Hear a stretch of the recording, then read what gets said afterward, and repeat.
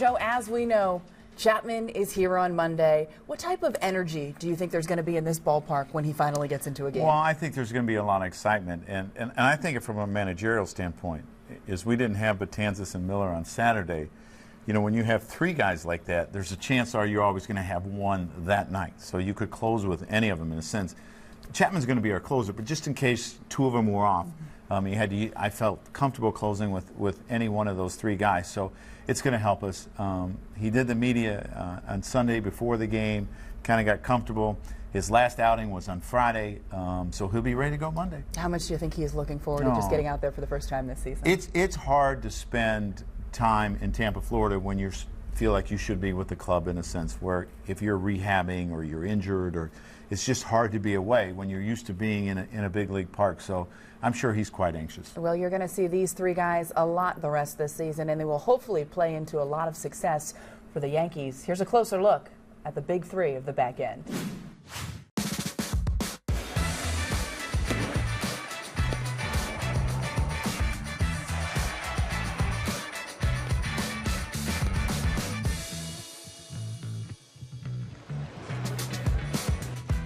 You add an arm like Chapman to go along with Betances and Miller.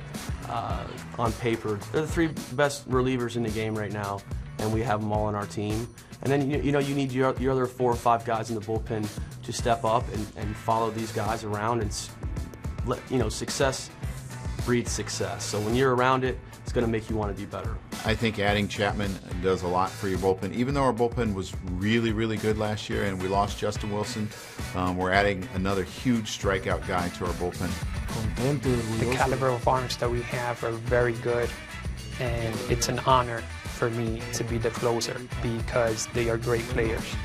On paper, everything looks good, but we got to go out there and do it. And I'm confident in myself, and I have confidence in Miller and Chapman that we'll do a great job this year. He struck him out, and the Yankees win.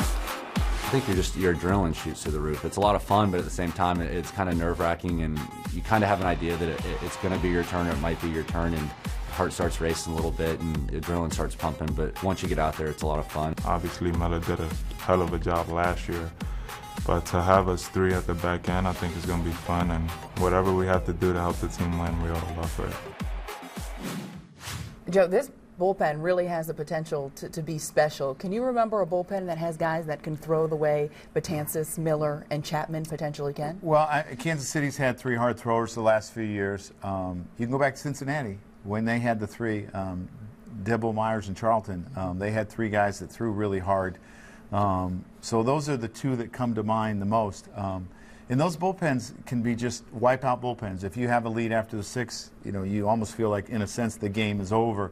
And that's exciting for us, and it's exciting for the fans. Now, I'm sure you're probably happy you'll never be in this situation, but I'll put you on the spot really quickly. Betances, Miller, or Chapman, who would you rather face?